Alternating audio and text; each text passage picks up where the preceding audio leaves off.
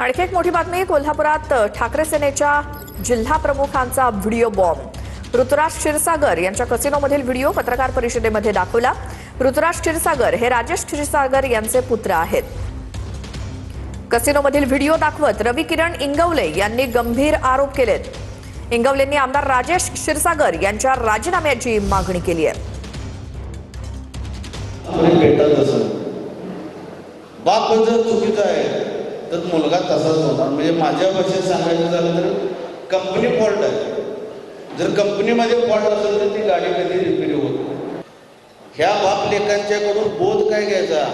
जुगार खेळणारा मुलगा, जनतेची प्रॉपर्टीवर मोठं झालेला मुलगा, बापांना अक्षरशः डल्ला मारला, बाप घोषित बदनाम, ह्यांच्याकडून आपण बोध काय घ्यायचा? आणि बघा, राजकारणात अशा पद्धतीच्या टीका होत असतात आणि सातत्यानं जर एखादं ठरवलं असेल की दुसऱ्याला आपल्याला बदनामच करायचं आहे तर अशा पद्धतीचे आरोप प्रत्यारोप होत राहतील।